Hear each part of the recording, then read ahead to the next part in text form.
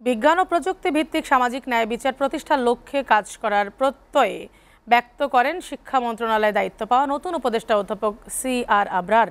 দায়িত্ব নেওয়ার পর সচিবালয়ে নিজ দপ্তরে সাংবাদিকদের কথা বলেন তিনি। নতুন দায়িত্ব চ্যালেঞ্জিং, তবে সব প্রতিকূলতায় মোকাবেলায় নিজেই প্রস্তুত বলে জানান CR আবরার।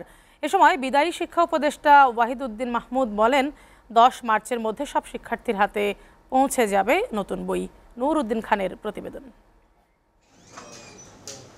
শপথ নিয়েই নিজ দপ্তরে আসেন নতুন শিক্ষা উপদেষ্টা CR আবরার। এ সময় শিক্ষা মন্ত্রণালয়ের কর্মকর্তা কর্মচারীদের সঙ্গে শুভেচ্ছা বিনিময় করেন তিনি। পরে কথা বলেন গণমাধ্যমের সাথে, জানান নতুন দায়িত্ব অনেক চ্যালেঞ্জিং হলেও মোকাবেলায় প্রস্তুত তিনি।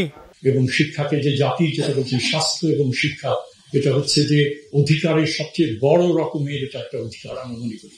এবং ফাউন্ডেশনাল সেক্টর, এই ফাউন্ডেশনাল সেক্টরকে আমরা যে দায়িত্ব আমাদের উপর অর্পিত হয়েছে, আমরা আশা করি সেই দায়িত্ব আমরা যৌথভাবে পালন করব। এছাড়া বিজ্ঞান প্রযুক্তি ভিত্তিক সামাজিক ন্যায় বিচার প্রতিষ্ঠা এবং মূল্যবোধ তৈরিতে কাজ করে যাওয়ার প্রত্যয় ব্যক্ত করেন নতুন এই উপদেষ্টা।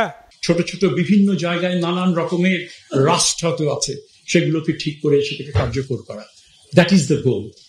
এই ধরনের যদি হাই ইম্প্যাক্ট, যদি স্বল্প মেয়াদী বিষয়গুলোকে আমরা আইডেন্টিফাই করব এবং সেগুলো ব্যাপারে আমরা শুরু করব। এবং এছাড়া লং ড্রন যে কিছু ইস্যুস যেগুলো আছে, যেগুলো আমাদেরকে সমাধান করতে হবে বলে আমরা মনে করি, তাহলে আমরা অংশীজনদের নিয়ে আমরা সেগুলো নিয়ে আলাপ আলোচনা শুরু করব। এদিকে ফেব্রুয়ারির মধ্যে শিক্ষার্থীদের মাঝে নতুন বই পৌঁছানোর কথা থাকলেও এখনো অনেক শিক্ষার্থীর হাতে পৌঁছায়নি বই। বিদায়ী শিক্ষা উপদেষ্টার আশ্বাস, আগামী 10 মার্চের মধ্যে সব শিক্ষার্থীর হাতে বই তুলে দেবার। শিক্ষা ব্যবস্থাকে ভালো করতে হলে দিক নির্দেশনার জন্য একটা কমিশন থাকুক, সেটা আস্তে আস্তে কাজ করবে। আমরা যে 6 মাসের 3 মাসের কমিশন বানিয়েছি, এইটা এসে কিছু করতে পারবে না।